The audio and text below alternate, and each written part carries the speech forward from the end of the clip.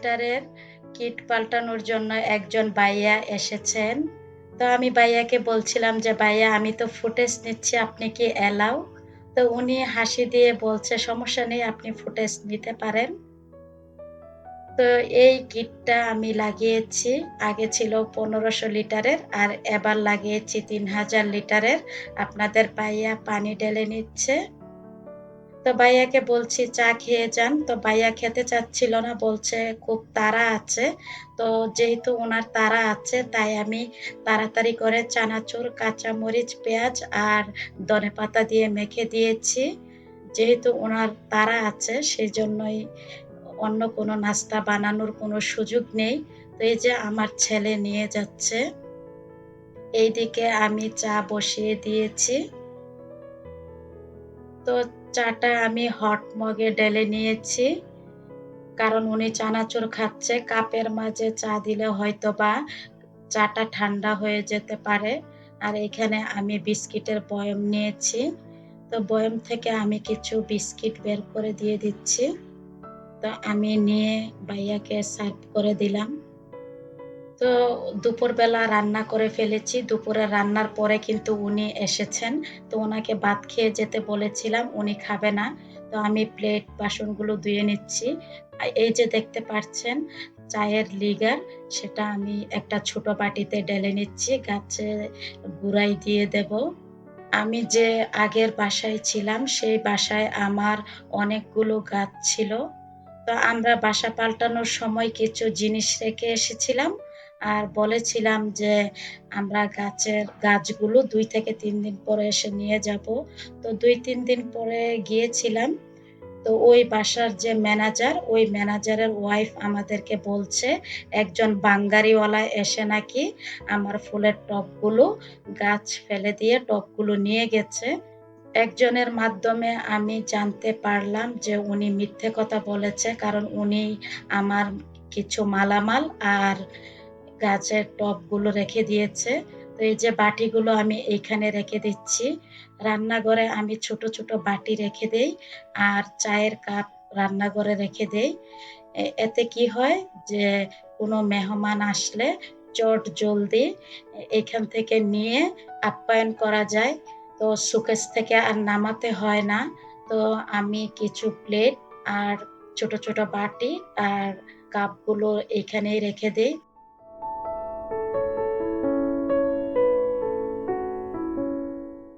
তো এখানে চামিচগুলো রেখে দিয়েছি। আর চা পাতা লিগারটা আমি বারান্দায় নিয়ে যাচ্ছি। কারণ আমার মনটা ভেঙে গিয়েছে। আমার অনেকগুলো গাছ ছিল। আর এই বাসায় এসে আমি তেমন একটা গাছ কিনতে পারিনি। কারণ হচ্ছে বারান্দাটা এত ছোট যে এখানে গাছ লাগালে আর দাঁড়ানো যায় না। যেহেতু গাছ ভালো লাগে তাই কয়েকটা গাছ কিনেছি। তো ওই গাছের গোড়াতে আমি চা পাতা আর লিগারটা দিয়ে দিচ্ছি।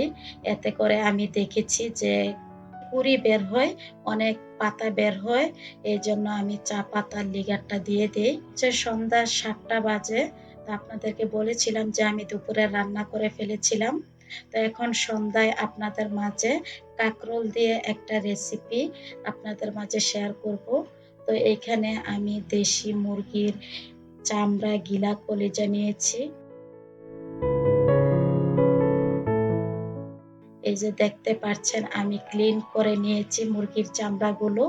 আর এই যে গিলা অনেকেই খান না। তবে আমার বেশ ভালোই লাগে। আর এই যে এখানে একটা পাখনা নিয়েছি। এগুলো দিয়ে আমি কাঁকরোল রান্না করব, যেহেতু নতুন সিজনের কাঁকরোল।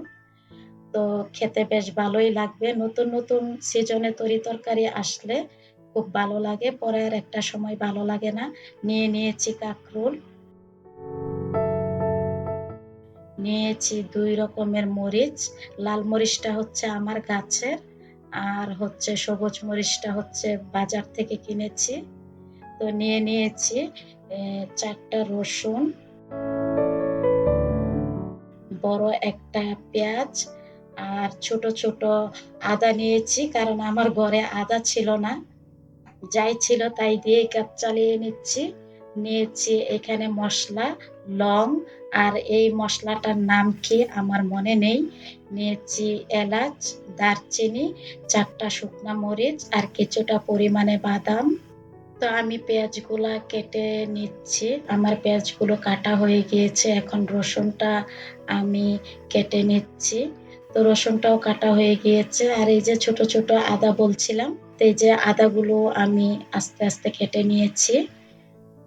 তো কেটে নেওয়ার পর আমি বাটিটা রেখে দিচ্ছি। কারণ এইগুলো আমি ভেজে ব্লেন্ড করব। আর এইখানে আমি কাঁকরোলগুলো উপর থেকে খোসা ছাড়িয়ে নিচ্ছি।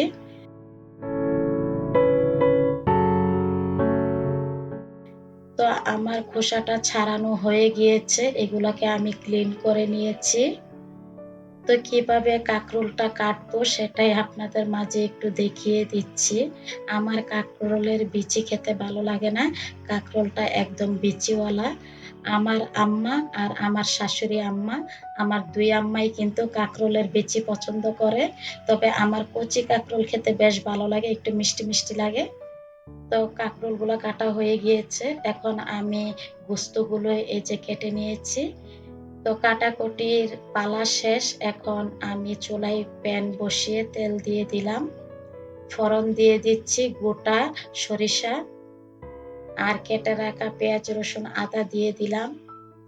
দিয়ে দিচ্ছি ২ রকমের কাঁচামরিচ। দিয়ে দিচ্ছি মসলাগুলো। আমি হালকা এগুলোকে একটু ভেজে নেব। ভেজে নিয়ে ব্লেন্ড করব এগুলোকে। ব্লেন্ড করার সময় আমি দারচিনিটা রেখে দেব। এই যে ভেজে নিয়েছি। এখন আমি কাঁকরোলটা দিয়ে দিলাম। হলুদ দিয়ে কাঁকরোলটাকেও ভেজে নিচ্ছি। তো আমার ভাজা হয়ে গিয়েছে, তো এটাকেও তুলে নিচ্ছি। এই প্যানটার একটা সমস্যা কি, প্যানটা লেগে যায়, কেমন জানি পুড়া, পুড়া হয়ে যায়। আবার মেজে ফেললে সাদা হয়ে যায়। এটা এখন আমি তেল দিয়ে দিচ্ছি কড়াইয়ের মাঝে। আর গোটা শুকনা মরিচ আর দিয়ে দিয়েছি দারচিনি। তো গোস্তগুলাও দিয়ে দিলাম। এটাকেও আমি ভেজে নেব। তো হলুদ দিয়ে আমি এটাকে ভেজে নিচ্ছি। যেহেতু দেশি মুরগির গোস্ত, তাই হালকা ভাজবো, বেশি ভাজবো না। তো এই যে ব্লেন্ড করা মসলাগুলো দিয়ে দিচ্ছি। তো এইটাকেও আমি ভালো করে নাড়িয়ে মিক্সড করে দিচ্ছি মসলাটাকে। তো এখন আমি দিয়ে দিচ্ছি হলুদ, দিয়ে দিচ্ছি জিরা গুঁড়ো, দিয়ে দিচ্ছি মাংসের মসলা, দিয়ে দিচ্ছি স্বাদ মতো লবণ। এটা যার, যার স্বাদ অনুযায়ী। তো আমি আবারও মসলাটাকে মিশিয়ে নিচ্ছি চামিচের সাহায্যে। এখন আমি কাঁকরোলগুলো দিয়ে দিচ্ছি।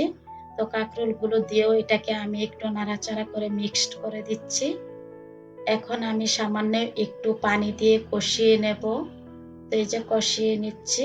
তো আমার কষানোর পালা শেষ। এখন আমি গরম পানি দিয়ে দিচ্ছি ঝোল হিসেবে। তো ঝোল দিয়ে আমি ঢাকনা দিয়ে ঢেকে দিচ্ছি। তো এই যে দেখতে পাচ্ছেন আমার রান্নাটা কমপ্লিট। আমি সার্ভ করে দিয়েছি। কাঁকরোল দিয়ে দেশি মুরগির গিলা, কলিজা, চামড়া দিয়ে আপনাদের মাঝে রান্নাটা করেছি। তো তাড়াতাড়ি রান্না করেছি কারণ হচ্ছে আমি একটা কুশন দেখাবো আপনাদেরকে। এই যে আমি কুশনের কাপড়টাকে মাপ দিয়ে নিচ্ছি। আগে থেকেই কিন্তু আমি কিছুটা কাজ এগিয়ে রেখেছিলাম। তো আর সামান্য একটু কাজ বাকি ছিল, সেটাকে আমি মাপ দিয়ে, দিয়ে দাগ দিয়ে নিচ্ছি। কারণ এটা আমি ডিটেইলসে আপনাদেরকে দেখাবো না। ভিডিওটা অলরেডি বড় হয়ে গিয়েছে।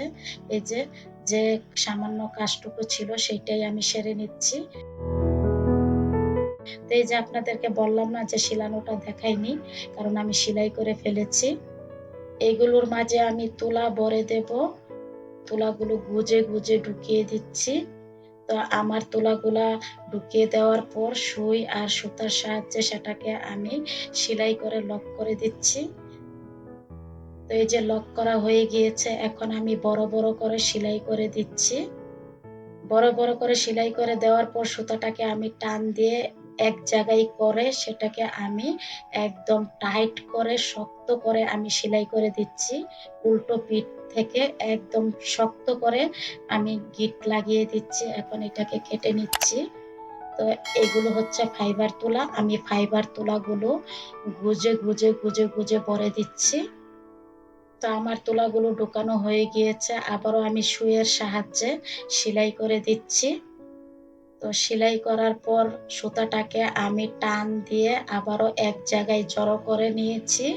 এটাকে আমি শক্ত করে টাইট করে আমি গিঁট মেরে দিচ্ছি। কারণ হচ্ছে এই কুশনটা কিন্তু পরে আবার পানি দিয়ে ক্লিন করা যায়। তো আমি একটা ফুল লাগিয়ে দিচ্ছি। এক পিঠে এক রকমের ফুল আর আরেক পিঠে আরেক রকমের ফুল লাগিয়ে দিলাম গ্লু গানের আটা দিয়ে। তো গ্লু গানের আটা দিয়ে আমি ফুলটাকে সেট করে দিয়েছি। কুশনটা কেমন হয়েছে আপনাদেরকে একটু দেখিয়ে দিচ্ছি। এই যে দেখতে এইরকম হয়েছে। যদি আপনারা ডিটেইলসে দেখতে চান তাহলে পরে ভিডিও দেব। এটা আমার ছেলের রুমের জন্য।